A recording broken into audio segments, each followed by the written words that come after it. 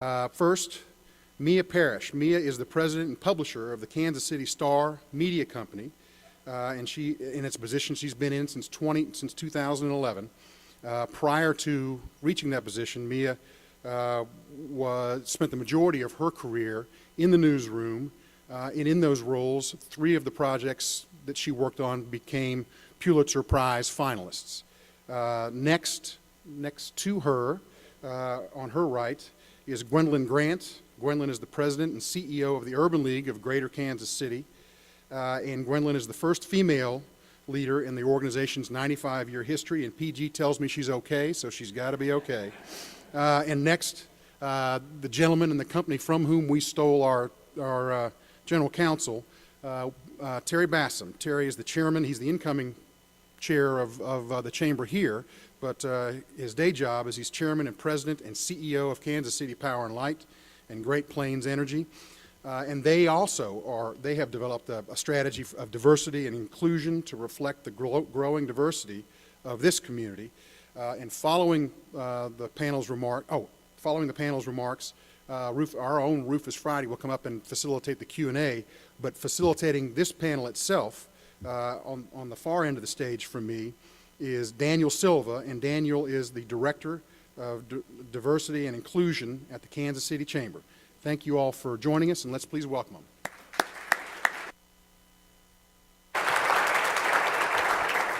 Hello everyone, welcome to Kansas City.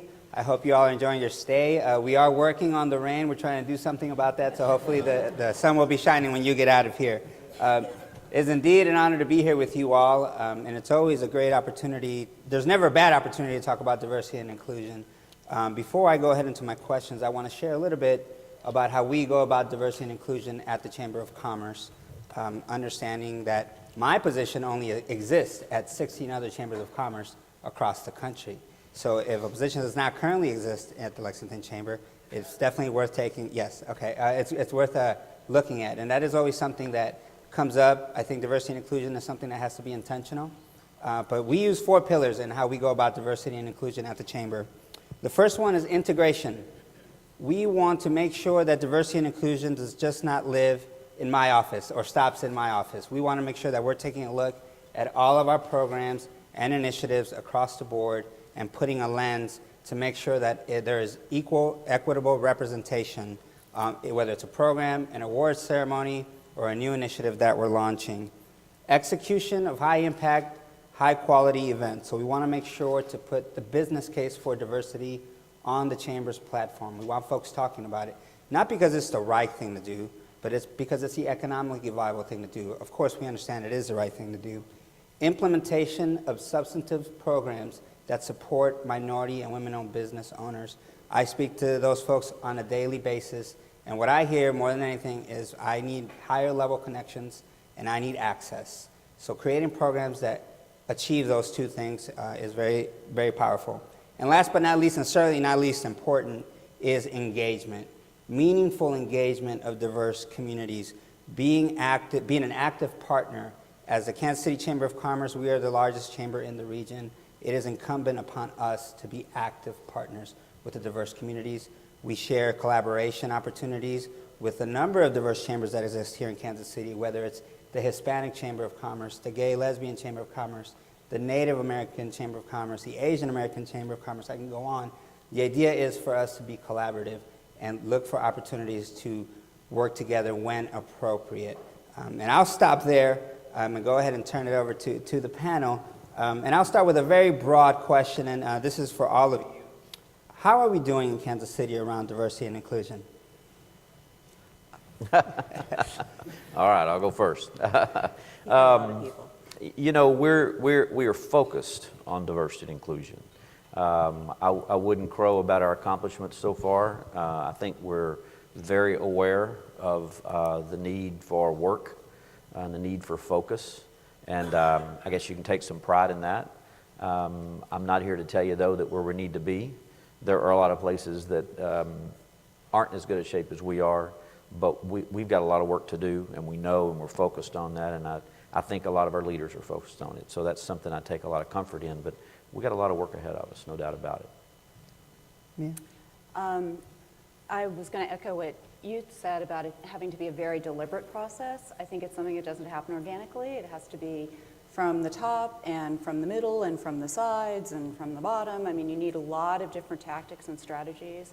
And that's part of what we do. And I think Kansas City is pretty good at that, where we're working in smaller pockets and also holistically, and it's something that's part of the conversation that makes it get better. I think that transparency is also really important in a community where you're able to look someone in the eye and say, we're not doing as well as we should be doing about this, not just sort of brushing it under the rug and saying we're doing some stuff and we'll get we'll get around to it. And I think Kansas City is getting better about that too, and having like a real transparent, honest conversation about it. And I think we're also we're doing a better job of defining diversity more broadly instead of just saying, oh, we've got a woman and we've got a person of color and we're good. Saying we need people with different political backgrounds, with different, generally from different, maybe they're immigrants or they were raised by a single mother, or, where we've got people who come from different experiences as well and different generations. We're looking for that as well because we want a multitude of voices and experiences, and absolutely women, minorities. I mean, that's at the forefront of it, that we're looking for to be reflective of the community, and we're not there yet. So I would echo what I've heard from Mia and Terry. I think what I want to do is add a little bit more specificity about where we are exactly. When it comes to employment, for instance, we're going to talk about workplace diversity. But in the greater Kansas City area, African Americans and Latinos are not equitably represented in the workforce. So the unemployment rate for African Americans in Kansas City is 12.6 compared to a full employment of 5% for Caucasians, and it's 6.9 for Latinos, which is significantly better than what it is for African Americans. But those numbers say that we still have a lot more work to be done where it really matters, and that is connecting people with viable employment opportunities throughout the corporate sector in this community. But then on the other hand, when you look at how much African Americans and Latinos have achieved in other areas, we see lots of progress. With regard to the leadership, civic engagement and leadership in Kansas City, we have an African American mayor. You've met Sly James, I'm sure. We have an African American police chief. The superintendents of our two largest urban school districts are African American. We have African American presidents at the helm of our metropolitan community colleges system. We have, I think, two African American presidents, and then we have a gentleman, I believe, from East India. So diversity is certainly a priority. It is a focus, and we see lots of engagement across our community. But when you boil it down and you look at the numbers, when you look at the metrics, we have a lot more work to be done. We're not there yet. And then if you look at where we're represented within these corporations, are we at the table in the executive room? Are we serving on corporate boards? Do we hold leadership positions within the corporate sector? When you start looking in a little bit closer, that's where we'll find huge opportunities for more collaboration to figure out how we get there.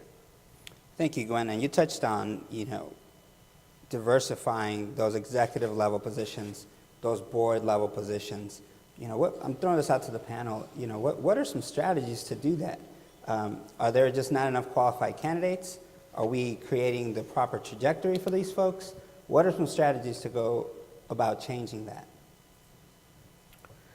Well, I'll start. Mia said it. I mean, you have to think it's so important that you're willing to work at it, and not just by filling job applications. We found that if you, for example, you talked about leadership, but even from, I work for utilities, so over half of our population is union, and we have a process you go through to apply for a union job. You have to pass a test to even start the process of an apprenticeship. And we found that a lot of folks can't pass the test, and if you just have the test results come back and you fill a pool, we don't have a very diverse pool. And so you start talking to your supervisors and managers, and you're like, hey, what am I going to do? I mean, the pool that shows up from HR is what it is. Well, it's not what it is. You have to realize structurally what the issue is. you've got to figure out how to get people who can pass the test. So we've gone to the Guadalupe Center, we've gone to the one of the Hispanic organizations, look at how to get people to train so that they can take that test. Ultimately, we've got to get into high schools. So when folks graduate from high school, they can naturally pass that test. And so if you believe diversity and diverse opinions are important, it's more than just taking what you get. You got to reach down and grab it. From a leadership perspective, it's the same. If you just go do a search, you might get some diverse candidates, but you have to demand that the search continue until you have a full pool of people to consider with diverse backgrounds, not just visually, but where did they come from? You know, what's their background? What's their education? What brought them to that point in their life that gives you some different diverse opinion that could add to the discussion and the decision-making process. So like Mia said, it's hard work, but if you think it's important, it's worth it. It's very much worth it. And I'd add to that, some of what we do it takes years. Rufus, my brother from another mother, is a publisher in Lexington. He and I were both groomed over years and years and years. I mean, the company felt like they were going to invest in us. They were going to see us, 2 years, 3 years, 5 years, 10 years down the road. I've been doing this almost 10 years, and you've been doing it 12 years, publishers. But they invested for years before that and spotted us and others in the company. Today, there are 30 newspapers in the chain. About a third of them are run by women. There are 3 African Americans, 2 Asian Americans, 2 Hispanic Americans. So we have Hispanic women. And overall, if you look at the kind of work that we do, the percentages are more like 2% are people of color, 3% are women. It's a really big testament to the kind of investment that was made in our careers, and people spotted us and helped us. And Rufus is a first generation in his family to go to college. So you're going to find that, people are going to have to take a risk as well. And I try to pay that forward now, knowing that the easy choice, the safe bet, isn't always going to be the person that you should pick and take a chance on. And sometimes you're going to swing and miss, but a lot of times you're going to get people who are the leaders in your company, and they grow, and they're sitting up on the stage and being interviewed by their friends. And years ago, not that many years ago, right? We were just some kid they took a risk on. So do that too. Be brave. You all touched on what I'm hearing is mentoring or championing. And obviously, you all feel that it's important. Do you have to be a diverse executive to mentor a diverse up-and-comer? All my mentors were middle-aged white men, because those are the only people who were there before me. Hey. You were the first in your job. When I became a publisher, I was the first Korean American ever to be a publisher of a mainstream newspaper in the country, in the world, in America. People all around the world called to interview me and asked me about Napoleon Dynamite because I was in Idaho. But that's not that long ago, right? And at the time, and now there are a few more, but at the time I was the only Asian American publisher in the country. So it's unusual, it's still happening. No, I want to talk about, make a distinction between mentoring and sponsorship. And I think it's important to understand that if you want to foster diversity and inclusion throughout the institution that you're leading, that many more people people of leadership within companies have to be willing to both mentor and sponsor diverse candidates. And mentoring is, any number of us can mentor people at various levels, but if you're going to grow and have the opportunity to sit, in the executive office or to hold positions at high upper level management within institutions, you need a sponsor. And that sponsor is that person who can not only mentor, but who can certainly provide those stretch assignments, put you into those key positions so that you get the requisite skills and experiences necessary to be effective as you matriculate or as you advance through the organization. And when you look at understanding the importance of sponsorship, you understand that we in fact do not live or operate in our corporate offices or in our organizations. It really is not a meritocracy. There are many people who are capable of leading and serving in various levels, but they don't get those opportunities because they are not selected. We go through what is called a sort and selecting process, as we choose the people who will work and get these assignments.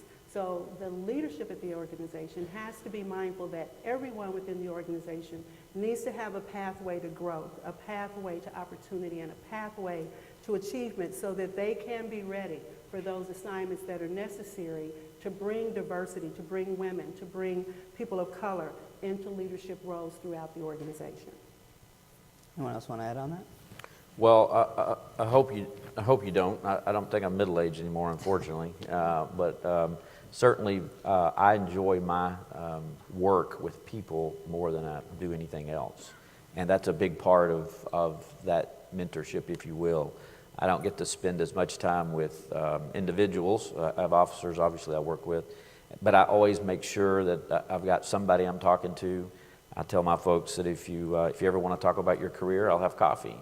And people from all over the place will call and say, can we have coffee? It always makes everybody nervous when they see me talking to somebody, because they're like, well, why are you talking to Terry? You know, what, is there a problem? Are you mad about something? And we just talk careers. That's the fun part of the job. So being able to put programs in place is important, but when it comes down to talking and working with people, you got to talk to people. And by the way, that's the most fun part of it. So. Let's jump into recruitment and retention of diverse workforce members, right? I think for a market the size of Kansas City, that is something that comes up quite often from corporate employers. Trying to figure out a way to keep their very talented, diverse employees and not lose them to a Chicago or a Los Angeles or Atlanta or Houston. Talk to me about that.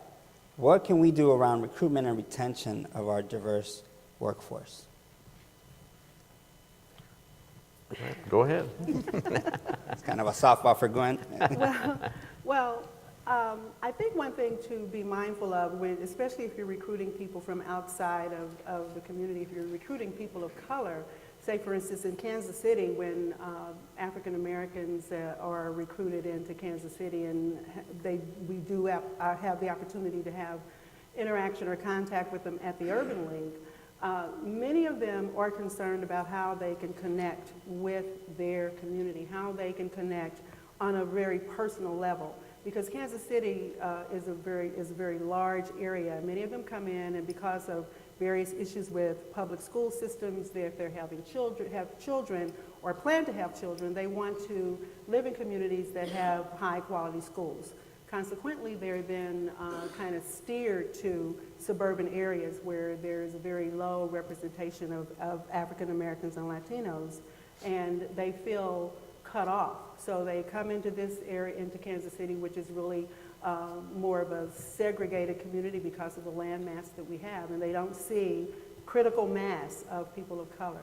And so you've got to help folks when they come in to be able to connect with their culture, with their community, on very basic things like, where do we get our hair done? Where do we get a haircut? Where do I go to worship? Where can I go and just really let my hair down and feel comfortable? And those things play a major role, because then they're in the office, and the office in Kansas City, if you're in the corporate sector and you're black, you're going to be a minority. And in some cases, you're going to see very few people who look like you. So then when you go out after work and you want to connect, and if you're a young professional, it can also be even that much more difficult. Those are some things that have, it's about how do you help people to connect personally so that they can feel like they're at home. If they're coming here from New York, from the East Coast or the West Coast, where there's lots more integration and they are able to see more people than they will in a Midwestern or a Southern community, extra effort has to be made in those areas. Mia, do you have some comments around that? Similarly, it's a pretty segregated place. I mean, I think it's just fair to say. So you could spend, if you're in other parts of the community, if you're down where I live, Johnson County, it's really, really white, and I think that those conversations where you can say, look, this is what this looks like, this is where the schools are, and be prepared for those conversations. And we do that. I mean, and you have to. You'll lose someone really great because they'll come in and they won't be able to find a place to get their hair done. I mean, as simple as that, like you have to be thinking about, real life, your kids getting friends and stuff like that. It makes it a little bit harder here. Terry?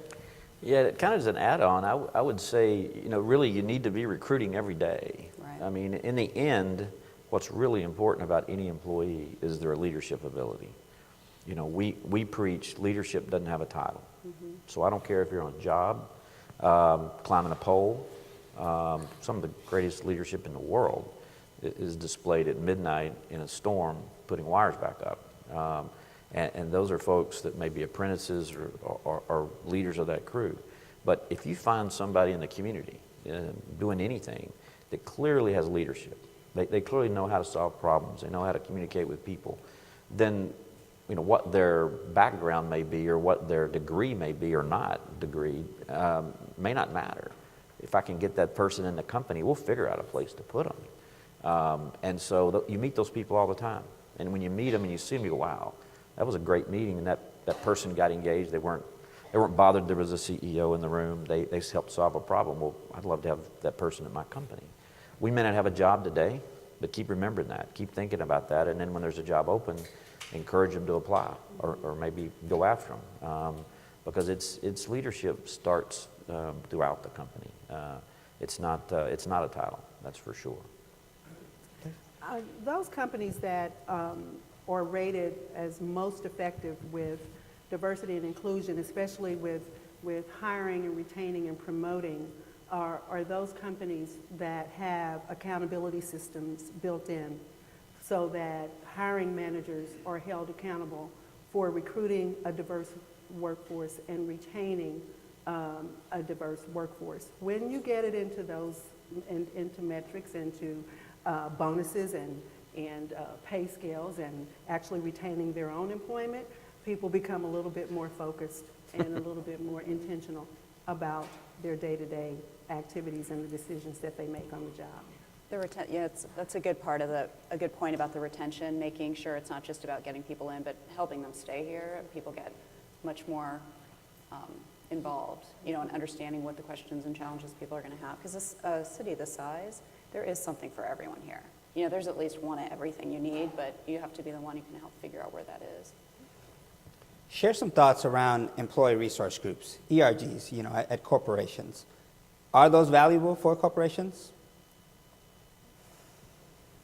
Well, as a company who has them, but they are new, I think they are important.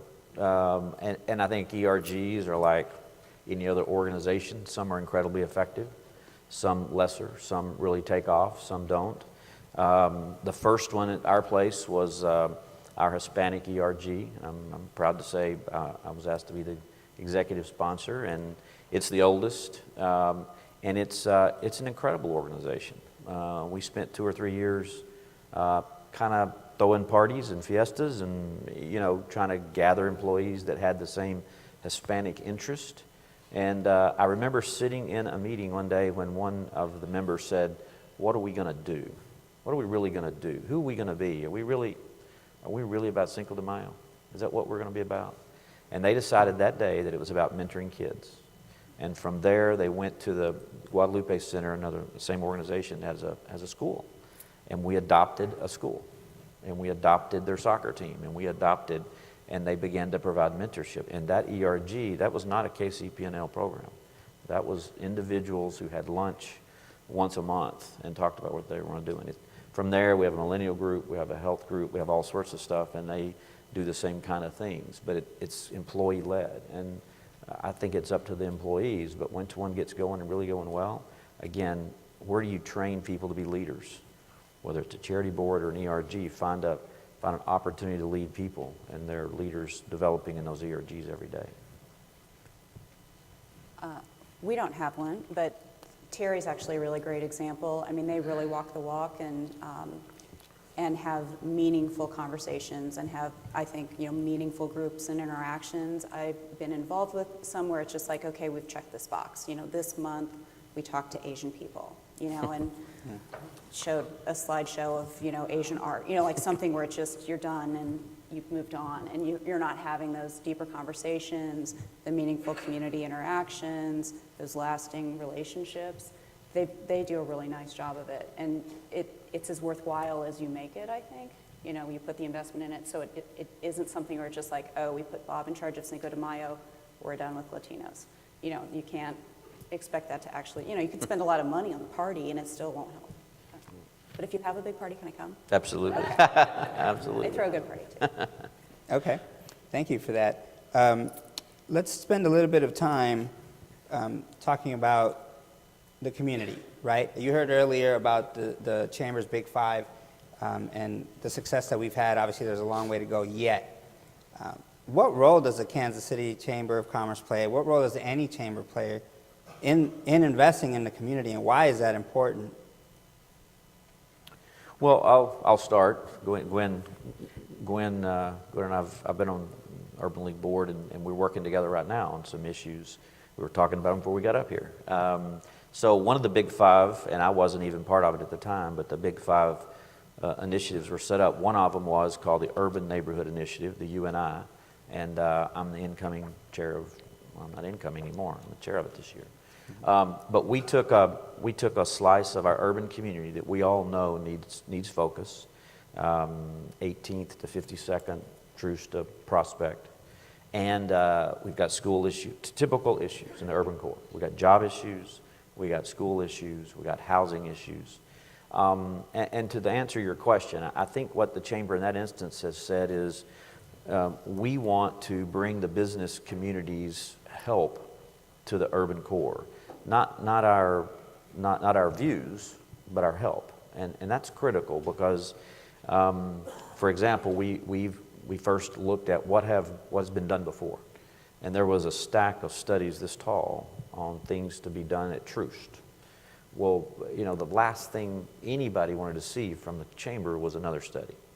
That didn't need to be done, and what we needed to do was try to find what the community wanted. So the focus has been not to lead the community, but help, try to be involved, because it's easy to say, wow, that's a part of town that's I can't invest in, that's really hard for developers to invest in, or you know, honestly, I'm going to live somewhere else because my kids can't go to that school, and all of a sudden you begin to just see it get worse and worse. And so having the business community in the community, listening and learning and trying to be helpful in any way we can is kind of the focus. We've got a purpose-built communities as a subcommittee of that's developed around a theory of a school, mixed income housing, and programming and development all within walking distance. We're trying to develop that. That's a focus. But we've also had other programs that were already going that we've tried to contribute and help with. So I think the business community can be helpful. I think the key is that you have to be a servant leader, if you want to call it that, or a servant to the community, not come in and act as if you know what they need to do to fix their problems. You need to be listening a whole lot more than you're talking, and that's kind of tried to be our focus so far. Gwen? Gwen's going to grade my paper a little bit. No, you're very well done, Terry. Yeah, Terry and I serve on the UNI board along with Terry and many others who represent major corporations and represent the chamber. And, you know, we're in, I guess, our second year with this process. And I believe there was some discussion earlier today with Greg Graves, who was the visionary for the Big Five. And he made it really clear at the onset that we had to have an urban core focus. One of those ideas needed to address some issues that impact the inner city. And I think the important role for a Chamber of Commerce is, in dealing with community issues, is to be collaborative. And that's pretty much what Terry was saying, that you've got to recognize that you have a responsibility for the entire city. So you can't just focus on those areas that typically get the most attention. You've got to focus on areas in the city that have the greatest need, and to build a bridge between the corporate community and neighborhood and community organizations and community-based organizations and grassroots organizations, to be collaborative so that you are providing services that meet needs that are identified by the people who are impacted by them. I think we're growing significantly in that area by having the Big Five initiative and having one of those initiatives focus in urban neighborhoods. There was, I believe, a question about how are you dealing with crime. We have a health and safety committee, and that health and safety committee is working in collaboration with the police department and the neighborhoods to look at ways to empower people block by block to address crime and to create safer neighborhoods. So it's a very effective process for us. I think we're in the nascent stage, and we have a lot more work and development to do, but we're moving in the right direction. Thank you. Daniel, I got a story. I hate to do this, but this is really important to Gwendolyn's point. We have I know you're taking some tours, and if you take the urban neighborhood tour, if you already have, you might have heard of Operation Breakthrough. So Operation Breakthrough is this group that started with 2 nuns who started taking in girls and helping kids literally in their house. It's now grown to a multi-million-dollar organization. You'll see their building. But Sister Berta is one of the 2 nuns, and she has these tours, and she puts business people in a hot, sticky bus, and she drives them around her neighborhood, and she has her girls meet at certain spots, and they'll get on the bus, and they'll tell their story. This is a place where I used to do X or Y. Some of them are really good stories. It's a success story. Some of them aren't. Some of them are still working. So the time I took the tour, the very first stop, the girl didn't show up. And Sister Berta's trying to explain, and she's trying to kill a little time, and because we weren't supposed to be at the next stop yet. So I just raised, it was United Way. So I raised my hand and I just said, Sister Berta, you've got the board of United Way on here. We're here because we care, we want to help. If there's one thing we could do to help you, what would it be? And I'm thinking, all right, I got 15 or 18 United Way people. I need $5,000 for a swing set, or I need some money for a build, or I got a building I need with a roof. I was thinking of all the things she's going to ask us to raise money for. And with that question, with that group of people, she said, I would ask you to do one thing. Invite one of my girls to go to one of these corporate dinners with you. You guys hate these things. They're plastic chicken dinners. You kid about them. One of my girls would kill, to see one of these things. If we don't get to know each other, we're never going to make a difference. All your charity, all your dollars won't matter if we don't get to know each other. Said if you're a girl and you're 19 years old and you don't expect to live 5 more years, what do you care what you do on Friday night? Why wouldn't you have fun? We've got to get to know each other before we can really help each other. And the bus went quiet. And I think it continues to be the issue. I'll tell you a little follow-up, which is very interesting. So my mission was to invite girls to events, And the first time we did, guess what? They were very uncomfortable. They were in a large room with a lot of people with coats and ties and very uncomfortable. So we got a long way to go to figure out how to get to know each other. And it wasn't at a plastic chicken dinner for sure, but that's the key. We've got to figure out how to get to know each other and what we need. And Sister Berta's, she's incredible, and what she does for those girls. And that's part of the urban neighborhood work we're trying to do. Thank you for that, Terry. Gwendolyn, do you have a comment? In terms of investing in those types of communities, and I think we all understand that healthy communities, safe communities are good for business, plain and simple. If you have a healthy community and you have one that is safe, that will hopefully attract business. And now there are a lot of undeveloped economic corridors here in Kansas City, Truce being one of them. Independence Avenue on the east side is another. What can we do to help support those businesses? And this one's for you, Terry. Can you talk a little bit about the programs that you've developed to support minority businesses? So I'd love to take credit for it, but we have a program called Light Source Mentee Program. And basically, when I first moved here, I grew up in a diverse community. I lived 20 years in El Paso, which is 80% Hispanic. My wife's Hispanic. And when I got here, it just wasn't an issue I was as sensitive to. I just had been used to being in a diverse community.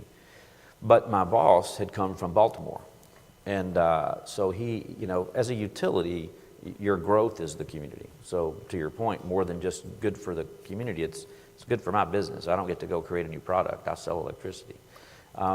So he said, we're going to start a program where we're going to take small businesses. He had done this before somewhere else. And each officer is going to have a small business that they're going to mentor. Now, it's not a promise of work because these businesses may not even have something that the electric company needs. But what they really need is somebody who can connect them to places, who can talk to them about succession, who can help them with software, who can help them with financing ideas, whatever. But each officer is going to have one of these companies. And I admit to you, I told him, I said, boss, at the time we were in the middle of a merger. It was 2008, in the middle of the downtime. We're building a power plant. I'm a new guy on the block, and I'm just like, boss, can we do this next year? And he said, absolutely not. We need it now, and so we're going to do it. And I tell you what we found out. We found out that it was so much more beneficial to our officers than it was to the companies, because you got to know somebody, you got to know their issues, and you got to know the community. But we now are in the, I don't know, 6th or 7th year. We have people have gone through the program now. And my first mentee, we sat down, and it was pretty clear within the first 15 minutes who was going to mentor who. I certainly learned more from Art Tanner than he ever learned from us. And when he retired and sold his business, we met and talked about the process for that, and just have a great relationship. And we've seen a lot of businesses who we've been able to help as a result of that. I'm proud to say the Chamber has taken on the same program, and in fact we've had several other utilities across the country take on the program. We won a few awards for it. It's been a great outreach for us. Great. And you Yeah, we operate a minority business development program at the Urban League in collaboration with the National Urban League, and we've been doing it for nearly 7 years now. So annually we serve anywhere from 100 to 150 Black-owned businesses, and our work is helping them to build capacity within their organization with marketing support, with MBE, WBE certification assistance, with helping to connect them to financing, and to help them with just some of their basic operating issues. We've been able to facilitate some of them participating in the 10,000 Small Business Program that the National Urban League partners with, so that they can go and get education and financial analysis and various other services that help to build them to build the core of their companies. It's really important what KCP&L is doing. I was at an event this morning at Burns and McDonnell, and they are another company that certainly their work is exemplary in the area of minority business development. And I can measure that not by what they say. I measure it by what minority business owners say about interacting with these companies. And these two companies pretty much set the standard in Kansas City. And Terry knows I wouldn't say it if it weren't true. And it really is. So I think that the important thing to note is that growing minority business strengthens a community significantly. The more we can grow minority businesses, that's when we'll be able to also see a decrease or an increase in the employment statistics for African Americans and Latinos, because minorities tend to hire other minorities at greater rates than our traditional or our mainstream companies. So it's important for growing a community, for strengthening disaffected neighborhoods, because if you can get those businesses located in there, you'll see a significant difference in the health and well-being of a community. Thank you. We have a few minutes left, and just really quickly, I'm going to toss out this last question, and I'll start with you, Mia. Finish this statement for me. A more diverse Kansas City business community equals? Well, a more robust economic picture for all of us. I mean, amplifying what Gwen was saying, those little green shoots grow into big trees pretty fast, and they spread when you have each of those jobs, each of those businesses. We see it happen, and it spreads across the community. the crime rates go down, the education rates go up, the charitable giving increases, and a lot of the times people who have been in circumstances where they understand what it is to want are the most generous with their time and their money and their expertise. You can pretty quickly see a community that is flourishing just from that kind of investment. So it takes some effort, but we're getting there. We're getting there. Terry?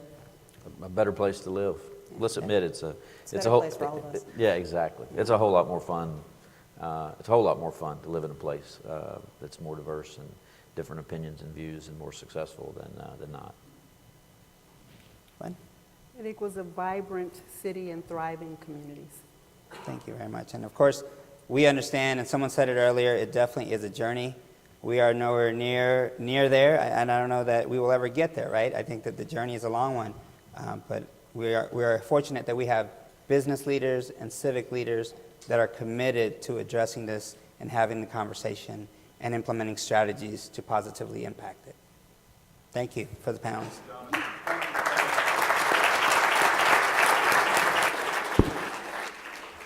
Coming up to help facilitate a question and answer period is our own Rufus Friday.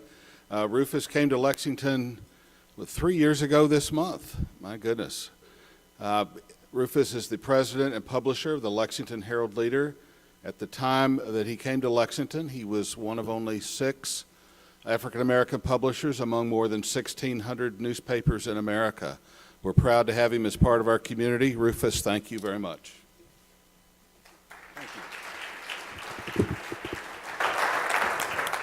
Thank you, Herb. I really do appreciate that very much.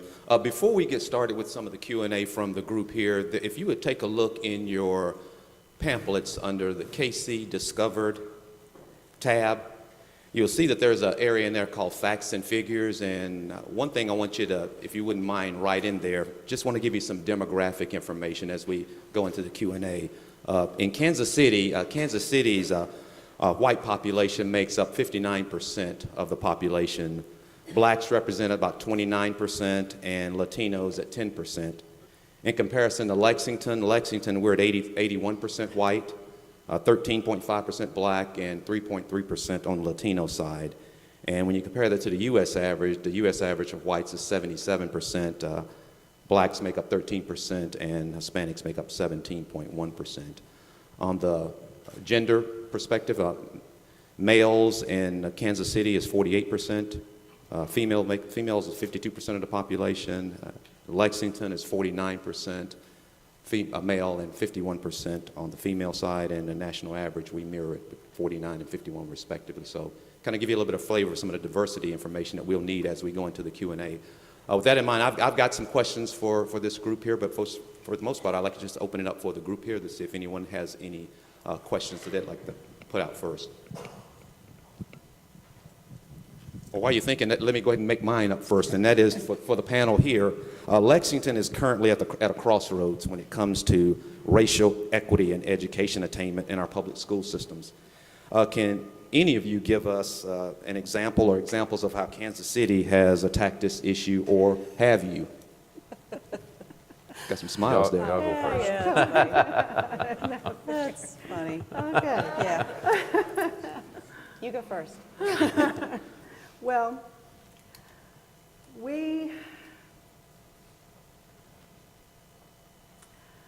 political correctness is so important in these settings. We are amongst friends here, so please. Well, you know, I can say we've come a long way. We've got a lot of problems, and we have a lot more work to do. And I would say education is probably one of the most divisive issues that we struggle with in Kansas City. It's the most racially polarizing issue, and it continues to be so today.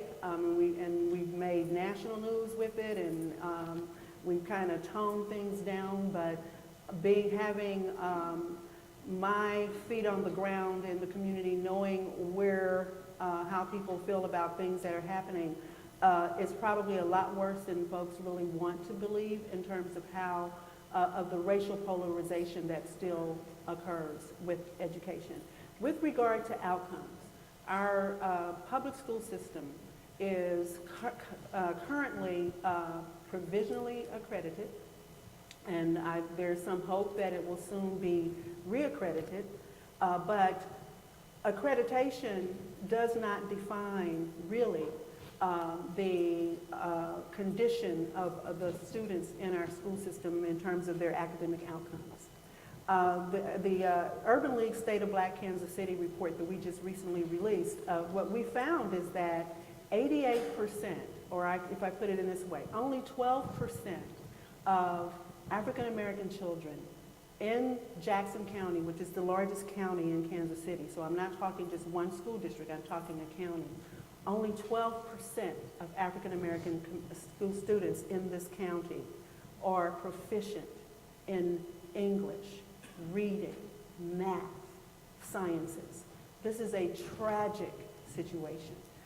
It is a crisis situation. So we have to find ways to solve that problem. And it is a persistent problem, and it's been intractable for us. So there's a lot of passion, there's a lot of anger, there's a lot of disgust about it. And for some, when we talk about progress, being provisionally accredited and getting accredited is the thing, but accreditation measures so many things other than the most critically important, which is student academic achievement. That's what measures their future.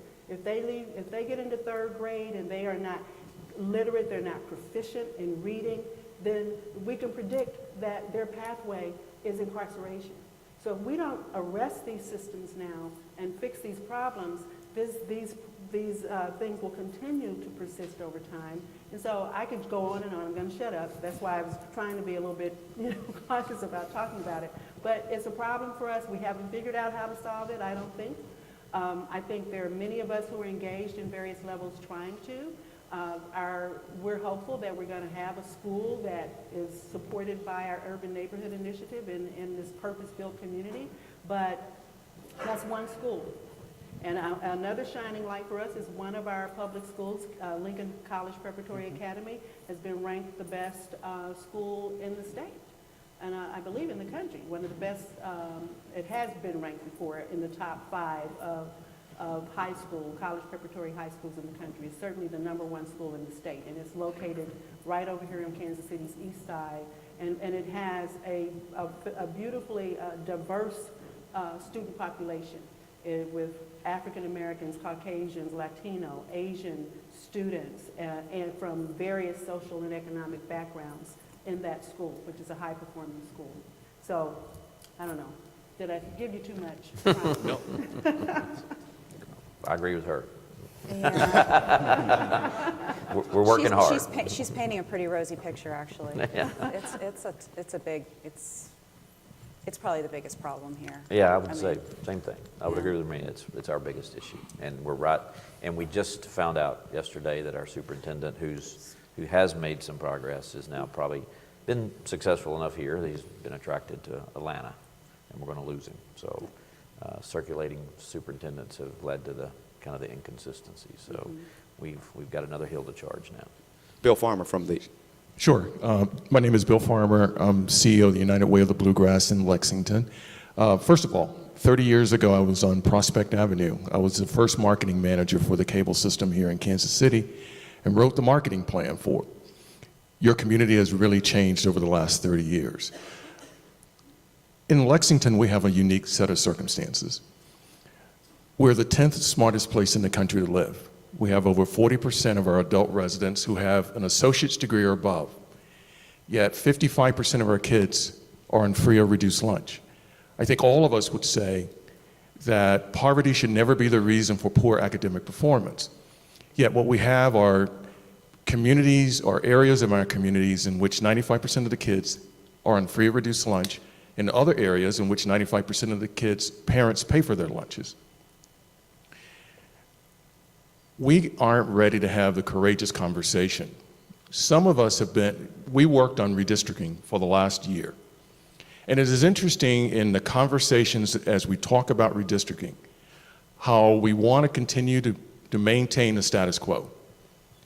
And so one of the things that we have said that we needed to do at the United Way is to have the community be more engaged in solving its own problems. And so we've been working with the universities to have college students volunteer to serve as mentors and tutors, the faith community, and senior citizens. From your perspective, how do you get the community more engaged? I understand the business community, and this is the Chamber of Commerce. But the fact of the matter is, because I have a business background, business leaders work on crisis issues, not on chronic problems. We have a short attention span. And so the issues regarding education are going to take, if we're going to find legitimate solutions, are going to take a long time. How do you engage the community in solving its own issues and utilizing the business community only as a backstop, not the precursor for solving the issues? I don't think your question's hard enough. I would tell you that we're trying. So when the Big Five initiative was started, we finished up one of the Big Five and we've taken on a fifth. And our most recent Big Five is early learning. And so I guess the only thing I could say that might contribute to this conversation would be, and somebody's already said it, it's got to start with families, and it's got to start with kids when they're very young.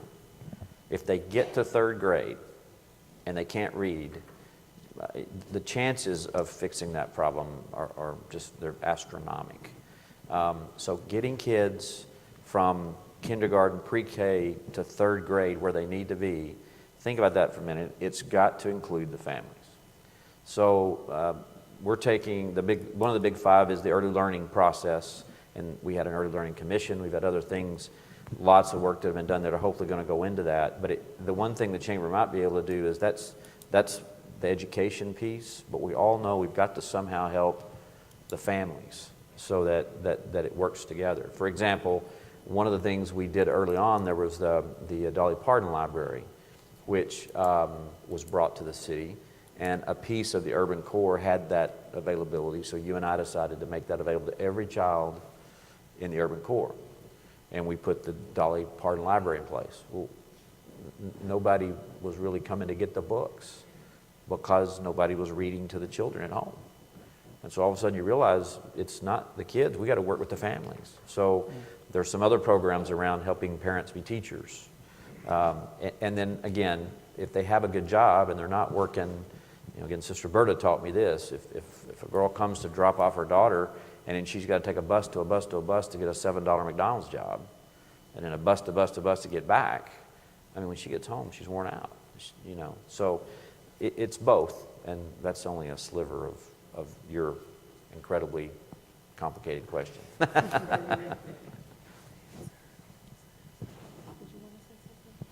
There's so much need, there's just so much need. There's so many challenges, and we look certainly at the STAR to be focused on areas where we feel like we can make a difference, and early learning is one of them. We focus a lot on literacy and hunger. If you don't have something to eat, you're really going to have a hard time learning to read. And a lot of our community outreach and community service things are around those projects.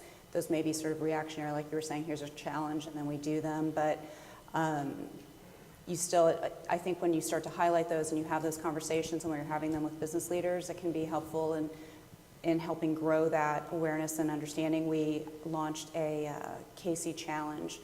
A really phenomenal number of children go hungry over the weekends.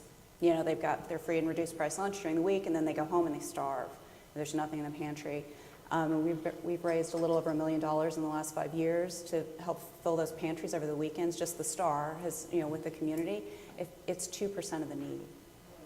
It's 2% of the need is $1 million over 5 years.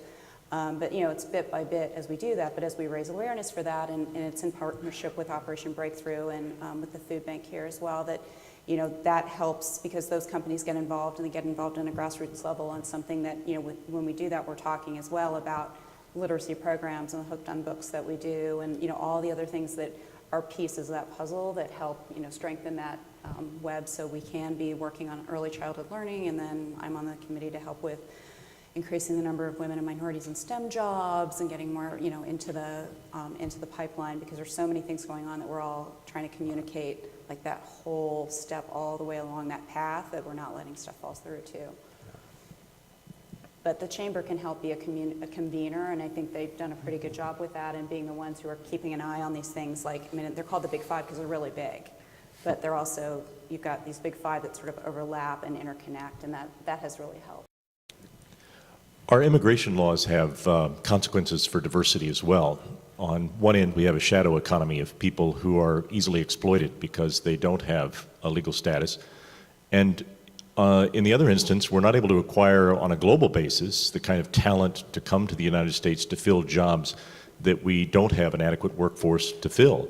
What should the business community's obligation be to right that ship? Now we have to fix immigration's policy. Yeah.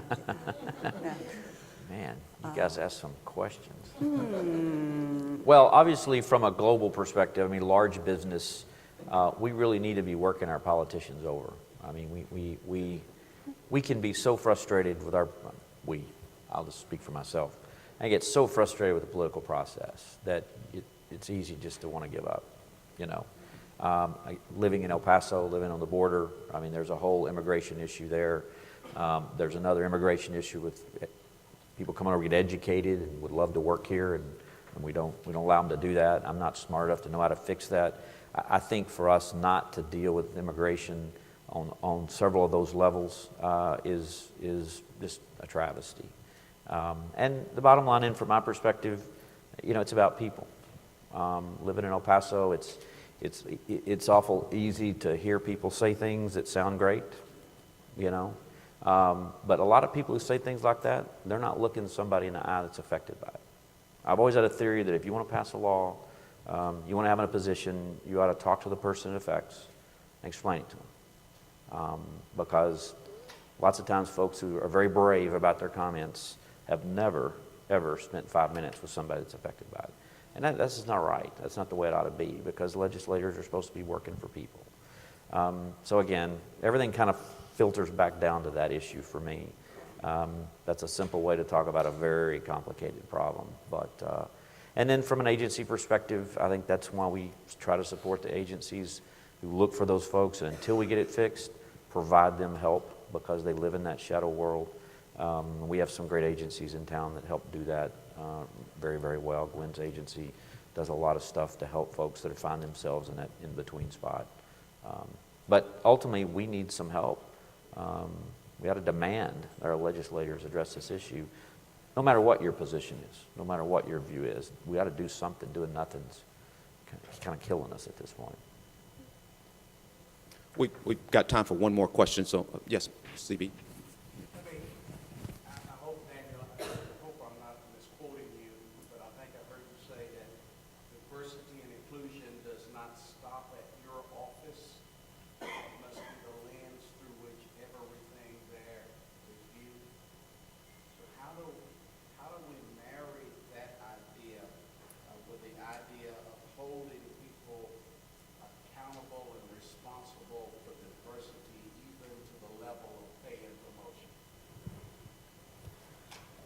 Well, and as I think about diversity and inclusion, and I stand behind that statement, I think it's so important, right? But as we have this conversation, I just continue to think about, we just have to get everyone to care and to understand that this is beneficial for everybody. So a successful business quarter on Troost is good for Kansas City, right? It's not just good for that business owner, it's good for our economy, and it's good for everyone.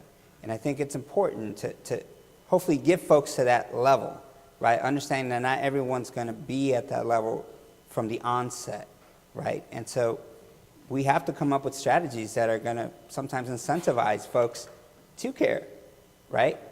I use the example of PepsiCo, and I've had previous engagement with the PepsiCo's corporate team where they instituted a performance with a purpose. And so they're being graded or given promotions or being advanced based on their commitment to the community. Now, some of that may be a little selfish if the employee is doing it just because they want to get that upper hand, but again, exposing them to those communities, to those opportunities to improve and putting them in a position to help, I think is just as important. But I think I have to go back to getting folks to care. When our business leaders care, when our civic leaders care, folks will get on board. And I think that the thing that disadvantaged communities have not seen and are asking and are needing is for those folks to step up and care in a meaningful way beyond just a charitable contribution. So I would add to that and we have benchmarks, our salary, our scorecards, we have minimum targets, we have diverse supplier targets, all that kind of stuff, and it's all good to hold people's feet to the fire. If people don't believe it, then to Daniel's point, they're just doing it because they have to, and the minute the leader doesn't care as much, it kind of goes away. I like to talk about the business case for it. A diverse group of opinions makes for a better decision.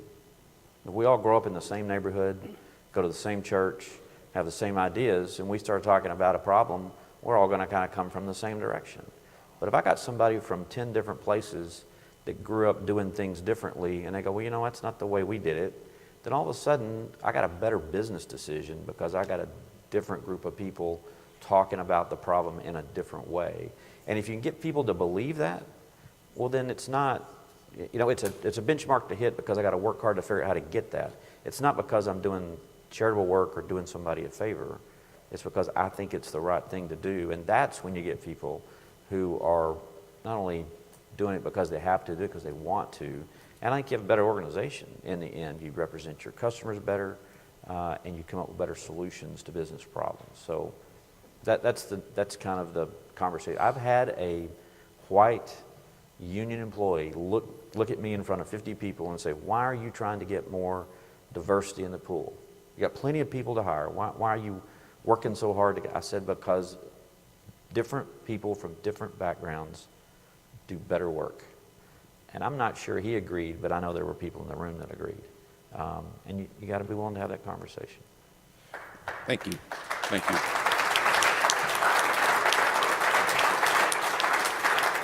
We really do appreciate the candor that you guys brought to this discussion today. And I guess if I can leave one message to all of you, and it really comes down to my colleagues here, it comes down to trust. I can tell you, Mia and I, we both been publishers for roughly about the same time, and we work for a company that trusted in us. We've been, you talk about a person who had a Korean being dropped into Boise, Idaho to run her first newspaper, and me being dropped into Kennewick, Washington State, where there was only 2% black. And then also, we're also the first female Korean publisher in Kansas City, and me being the first black in Lexington, Kentucky. It really comes down to trust. And that's a key component to being able to embrace and being able to measure that diversity as well. So once again, thank you guys. We do appreciate it very much for your candor.